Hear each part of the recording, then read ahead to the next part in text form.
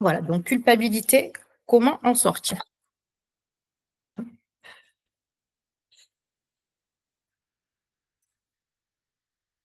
Hop. Alors, le déroulé, donc c'est ce que je vous disais, culpabilité, c'est quoi? Quelles sont les conséquences et que mettre en place pour en sortir? Alors du coup, je vais vous demander de participer. Pour vous, le mot culpabilité, la culpabilité, qu'est-ce que ça vous évoque?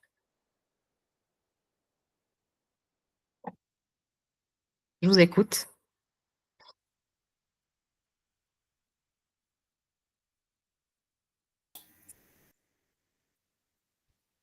Bah, se sentir mal par rapport à une situation, peut-être. Se sentir mal à l'aise par rapport à quelque chose qui vient de se passer. Alors, se sentir mal à l'aise par rapport à un fait, c'est ça? Un fait oui, quelque chose qu'on aurait produit, par exemple, qui vient Qui vient qui a de été nous. produit. Je sais pas si je suis très claire. Oui, oui. Par rapport à quelque chose Un fait qui s'est produit, mais ouais, qu'on a qui vient de produit, notre fait. qui vient de notre fait. Ouais, merci. Alors, hop, juste, j'accepte encore les retardataires. Alors, attendez. Euh, voilà. OK. Quoi d'autre? Donc, la culpabilité pour ceux qui viennent d'arriver, qu'est-ce que ça vous évoque?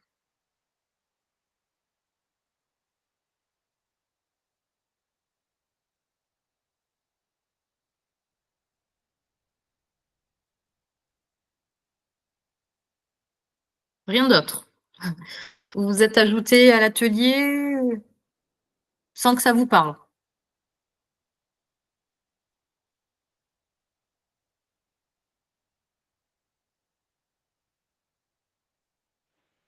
C'est lorsqu'on se sent coupable de quelque chose, de positif comme de négatif, mais plus négatif que positif, je dirais. Se sentir coupable de quelque chose de négatif. Oui, De quelque chose d'un événement ou autre qui s'est passé au cours de la journée, au cours de notre vie d'être humain. Et OK. ressasser. Et ressasser. Oui.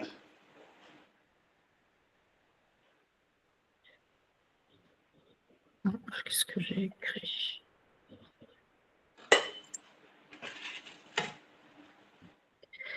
OK. Alors, ressasser. OK. Je vais y arriver. Autre chose?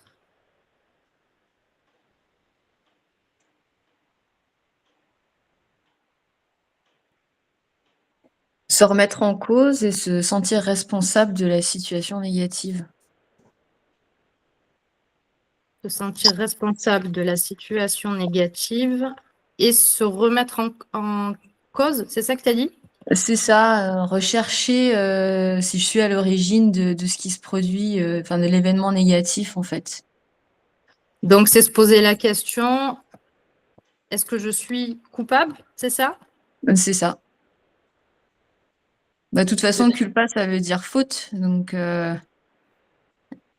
Et donc effectivement, moi je recherche systématiquement dès qu'il y a quelque chose de négatif, j'ai la question qui survient de savoir si, enfin quelle est mon implication là-dedans? Quel est mon rôle là-dedans en fait? Et je vais toujours douter, enfin voilà, je vais toujours trouver quelque chose de négatif ou douter de mon implication dans ce que je suis en train de vivre négativement en fait. OK. Donc, ouais, OK. Autre Je vais chose? aussi rajouter un truc, il y a de la rumination aussi lorsqu'on se sent coupable. On revient Ouais. sans arrêt sur la même chose, c'est horrible. Ouais. Autre chose? Et même, je dirais qu'on ne se sent pas forcément coupable pour des situations négatives. Des fois, on se sent coupable pour des situations pour lesquelles on n'a même pas tort, mais par rapport, je pense, à nos croyances limitantes ou à nos biais cognitifs, on se retrouve à se sentir coupable pour des choses qui sont censées, en fait.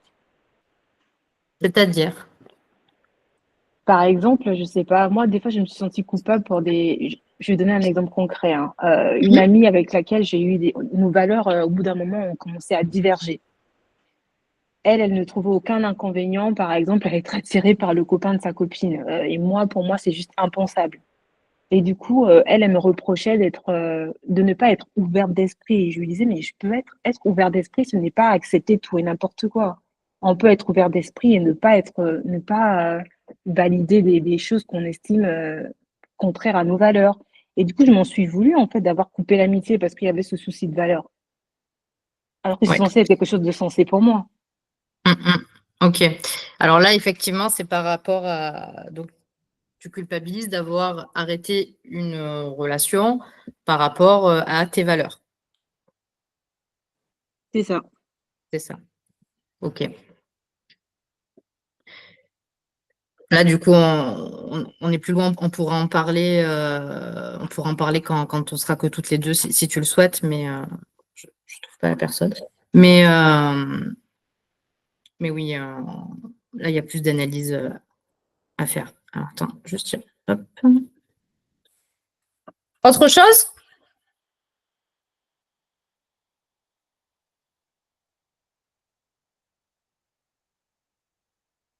Ok. Alors, donc on va voir ensemble la culpabilité. Concrètement, qu'est-ce que c'est? Donc, c'est un état émotionnel plus ou moins intense par rapport à nos perceptions et croyances. Donc, c'est exactement ce que tu disais. L'individu est convaincu d'avoir mal agi. Donc, la culpabilité génère des remords qui insufflent une intention de réparer la mauvaise action. Donc, en fait, on peut se rendre compte que dans certaines situations, on peut tourner en rond. J'ai mal fait, donc du coup, pour déculpabiliser, je vais mettre en place des actions qui vont me permettre de me racheter. Et selon le degré dans lequel on est, on peut se rendre compte qu'on peut aller loin. Elle se présente comme une émotion voisine de la honte et de l'embarras. Alors ça, vous ne l'avez pas évoqué, mais c'est vrai qu'on peut avoir honte du coup d'avoir mal agi. Si la culpabilité demeure le signe d'un bon sens moral, alors effectivement, hein, quand on culpabilise, c'est qu'on est une bonne personne. Un psychopathe, il ne culpabilise pas. D'accord? Donc, c'est un bon signe, entre guillemets, mais attention à ne pas rentrer dans ce cercle vicieux. C'est-à-dire, à un moment, on peut avoir mal agi malgré nous, blesser quelqu'un par la parole sans s'en rendre compte. Bon, bah, la chose à faire, effectivement, c'est de s'excuser, de se remettre en question, mais ce n'est pas de tourner en rond pendant des semaines, des mois, des années. C'est justement ce qu'on va voir plus tard. Donc, c'est le signe d'un bon sens moral par la reconnaissance de ses torts et la volonté de réparer les erreurs. Donc, c'est ce que je disais. Mais elle peut, selon sa nature, son intensité, sa durée, se muter en trouble psychologique. Donc, c'est ce que je disais. C'est-à-dire que sur l'instant, effectivement, on se rend compte qu'on a fait quelque chose qu'on n'aurait pas dû faire. Donc, effectivement, on culpabilise. Super. Si on a ce sentiment, c'est parce qu'on est un être humain et quelqu'un de bien. Mais derrière, il ne faut pas que ça dure trop longtemps parce qu'effectivement, ça peut aller trop loin. Donc, ça peut se transformer en TOC, en stress chronique, en anxiété et en dépression. Donc, la culpabilité, elle peut aller loin. C'est pour ça que c'est important de l'identifier. Parce qu'on ne s'en rend pas toujours compte. Est-ce que sur ça, vous avez des questions?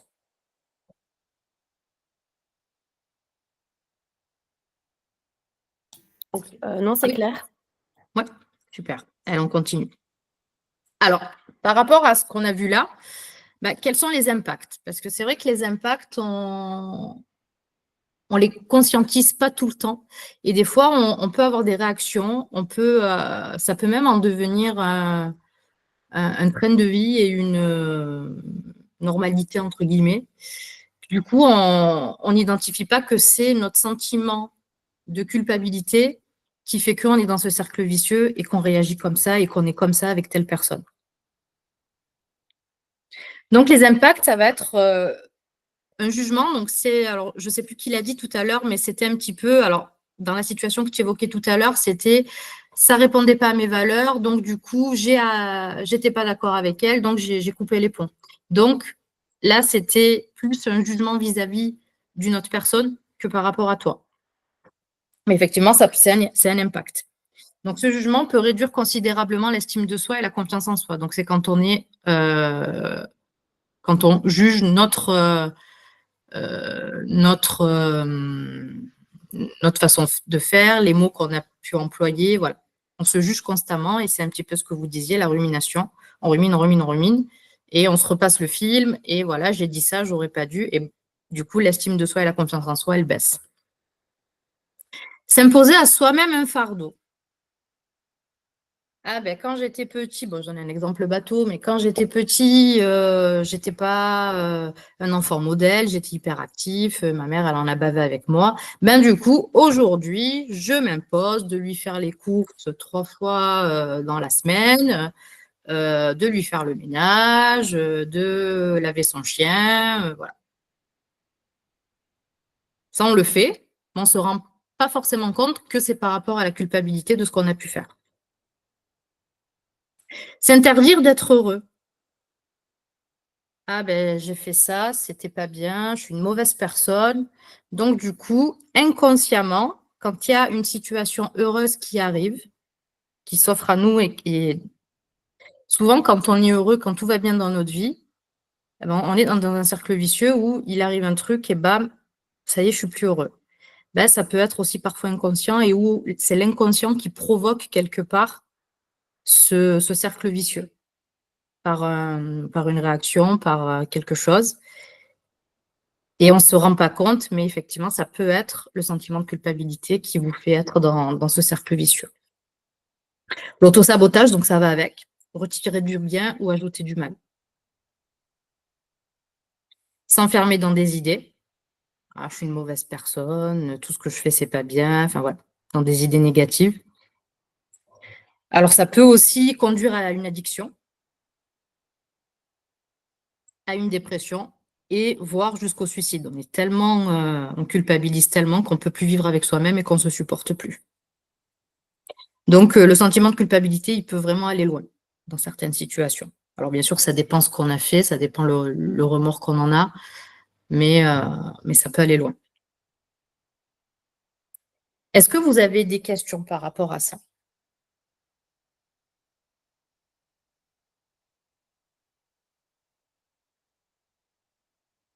On continue?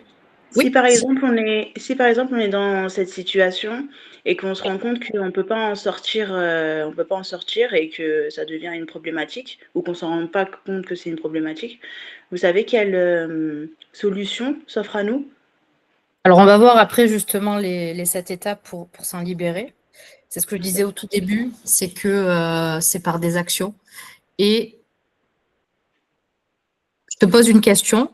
Oui. Qu'est-ce qui t'empêche à aujourd'hui, quand tu dis, alors, si j'essaie de retrouver tes mots, mais tu dis, je peux pas y arriver, ou je sais plus comment tu as dit ça. Qu'est-ce qui t'empêche aujourd'hui d'y arriver?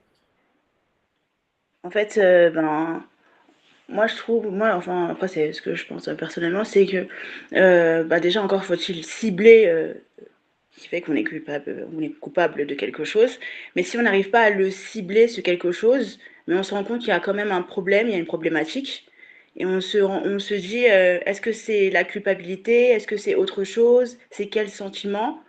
C'est plutôt aussi la question de savoir ça. Et ce qui m'empêche, c'est de ne pas pouvoir cibler le pourquoi du comment. Ok.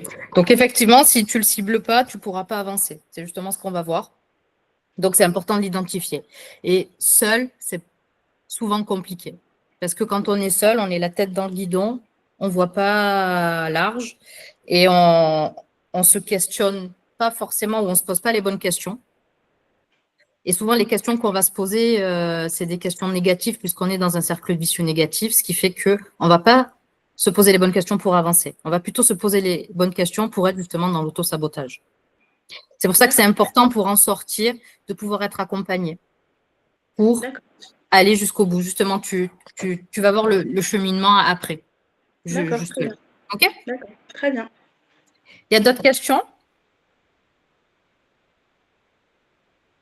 Alors, pour les personnes qui sont arrivées un petit peu en retard, pensez à me mettre dans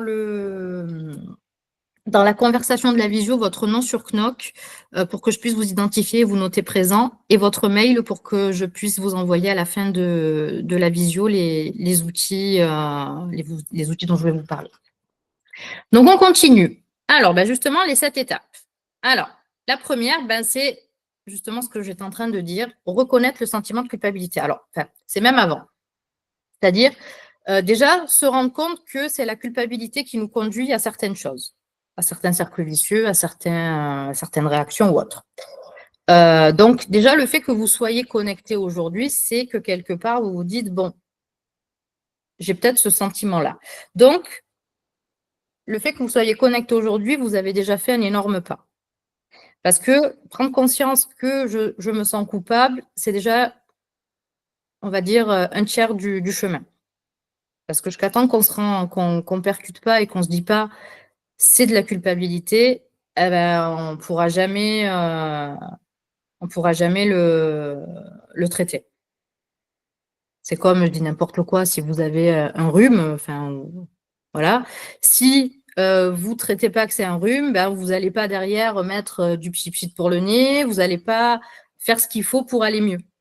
Voilà, c'est tout bête l'exemple que je donne, mais c'est la même chose. Ensuite, ça va être analyser les circonstances. Une fois qu'on se rend compte que on a ce sentiment de culpabilité, derrière, c'est se poser la question, pourquoi j'ai ce sentiment? Pourquoi j'en suis arrivée à ces circonstances-là, à ces réactions-là?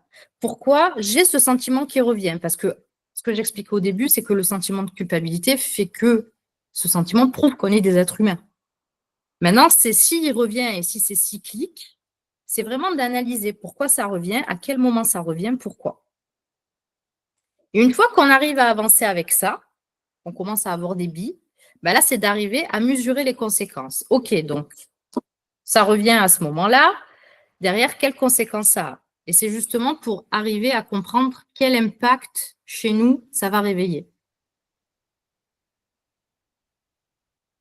Et derrière, une fois qu'on commence à avancer, qu'on commence à comprendre et qu'on a compris d'où ça vient et le pourquoi du comment, ça va être de changer de perspective, c'est-à-dire de changer les questions qu'on se pose et d'arriver à voir les choses positivement. Alors, c'est facile, hein. Bien sûr que ça demande du travail constant et des actions à mettre en place, mais en tout cas, ça va être ça. Parce que je suis nulle, tout ce que je fais, c'est mal, je suis une mauvaise personne, forcément, c'est un langage qu'il va falloir apprendre à changer. Ensuite, ça va être de trouver des solutions. Qu'est-ce que je peux mettre en place pour sortir de ce cercle vicieux?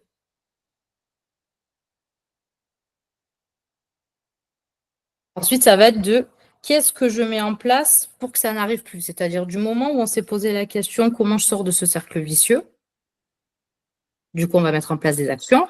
Et ensuite, ça va être, OK, on est des êtres humains, on fait tous des erreurs. Au moment où je vais faire quelque chose et derrière, je vais avoir ce sentiment de culpabilité qui est normal, qu'est-ce que je mets en place pour ne pas retourner en rond?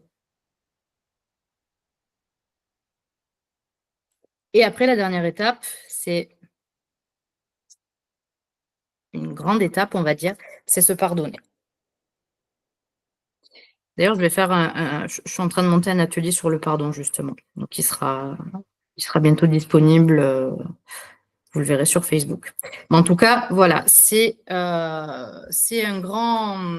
du coup un long processus avec beaucoup d'actions à mettre en place. Et donc, ce n'est pas du jour au lendemain qu'on va plus se sentir coupable. C'est vraiment des actions à mettre en place et ça passe surtout par 3 étapes d'introspection avec, même 4, parce que là, derrière, ça va être changer de perspective et où c'est vraiment difficile derrière d'arriver à se poser les bonnes questions et à cheminer et à analyser vraiment ce qui se passe.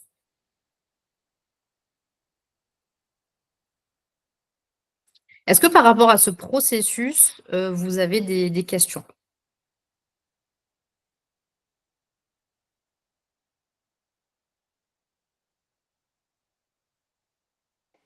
Est-ce que la culpabilité, ça ne cache pas une forme d'ego derrière? Quand on Oui. est trop à vouloir se sentir coupable pour des choses. Oui, effectivement, il y a l'ego aussi qui est là. C'est pour ça qu'il faut apprendre aussi à se questionner et à comprendre l'ego, qu'est-ce qu'il a, qu'est-ce qui le nourrit Et ça va permettre aussi d'arriver au terme de ce processus. Effectivement, les personnes qui ont un gros ego, ça peut être parfois compliqué.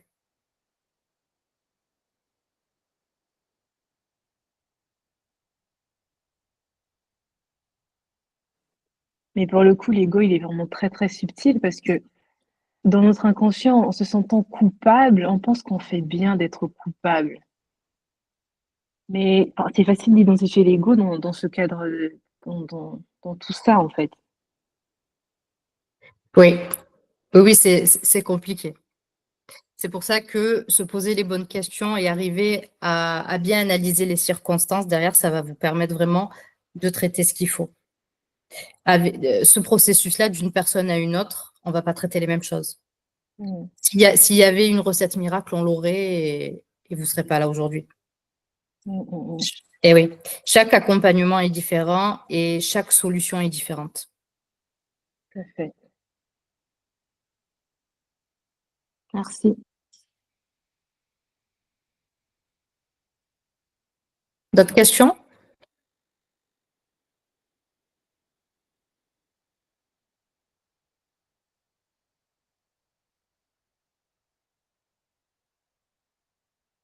Alors, du coup, c'est bien beau tout ça, mais qu'est-ce qu'on fait maintenant?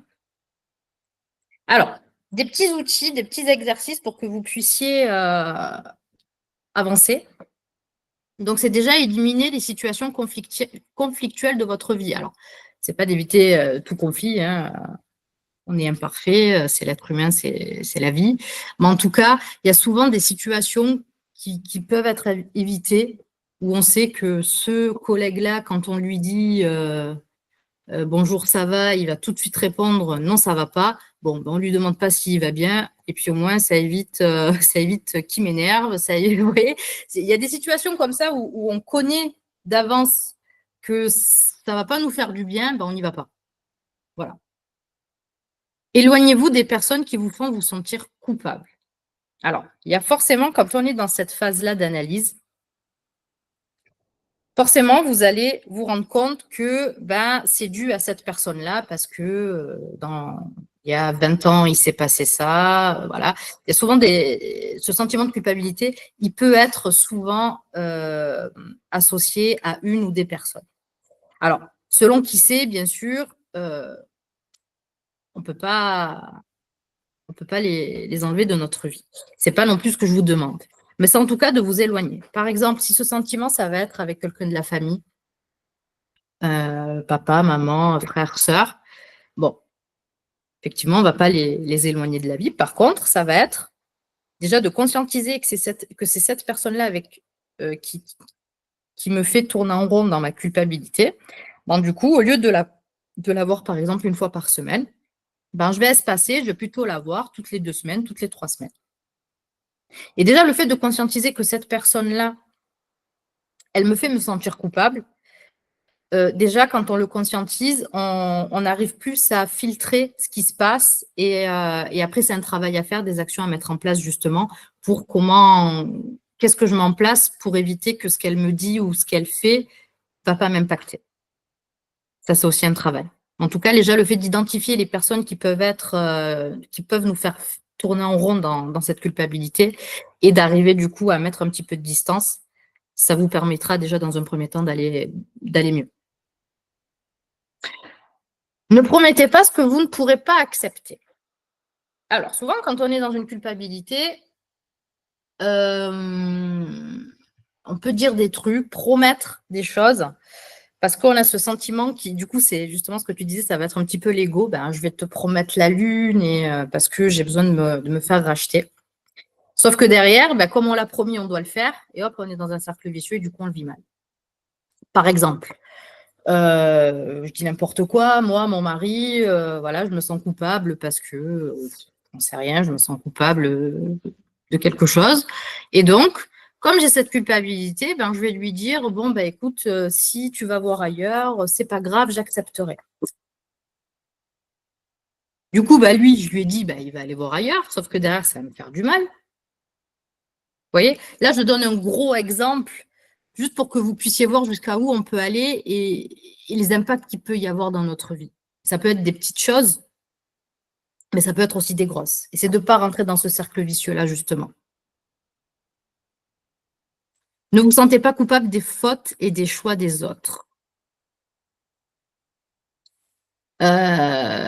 Ça m'est arrivé dans des coachings, justement, où j'accompagne sur justement la culpabilité, et où ah ben mon père, il a fait ça pour moi, il a fait ça, il m'a payé ça, il s'est saigné pour moi, donc du coup, hop, et il est là-dedans, dans je promets ce que je peux pas accepter, je vais trop loin, je me mets une pression pour arriver parce que mon père, il a payé pour moi.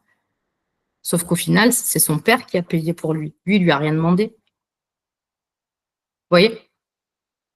Et on peut avoir cette culpabilité de ne pas être arrivé au bout d'un projet parce que quelqu'un a interféré dans ce projet, sauf que il n'y a pas à se sentir coupable. Moi, je t'ai rien demandé. Donc, il faut vraiment dissocier entre qu'est-ce que j'ai fait? Est-ce que c'est moi qui ai effectivement fait quelque chose qu'il ne fallait pas faire, ou est-ce que c'est quelqu'un d'autre? Et déjà, à partir de là, on commence à faire du nettoyage, entre guillemets, et vraiment à comprendre, est-ce que vraiment ce sentiment de culpabilité, il est valable ou pas? On n'est pas responsable de ce que les autres font. Ne pas taire notre volonté pour faire plaisir aux autres. Donc, ça va un petit peu avec l'exemple que je donnais tout à l'heure. Et parler un professionnel. Parce que ce que je disais, hein, quand on est la tête dans le guidon, on ne se pose pas les bonnes questions et on ne conscientise pas les choses. Donc ça, c'est déjà les premiers aspects. Et ensuite, pour ceux qui le souhaitent, si vous pouvez me donner votre mail dans le chat de la conversation ou alors en privé si vous ne voulez pas le laisser dans le chat. Et je vous enverrai les exercices pour que vous puissiez aller plus loin. Donc, ces exercices, ça sera uniquement pour les personnes qui sont connectées là aujourd'hui en direct. Donc, dans un premier temps, c'est un exercice des lettres. Alors, cet exercice, prenez bien le temps de le lire avant de le faire. Et surtout, ne relisez pas. C'est écrit dans les consignes, mais c'est très important de ne pas relire. Exercice de reconstruction des pensées négatives. Et ça, je vous invite à le faire une fois par semaine. Comme je vous l'ai dit, c'est des actions à réaliser. Et il faut mettre en place des actions et des petits objectifs pour justement arriver à quelque chose. Et l'exercice afin d'accepter ce qui s'est passé.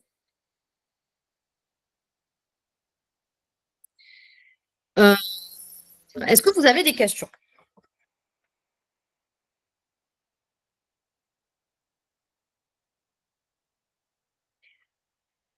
Je vous ai mis dans le chat mon Facebook. Donc, si vous voulez vous abonner justement, où vous verrez les autres ateliers que je peux faire. Et je donne aussi des astuces, des outils et autres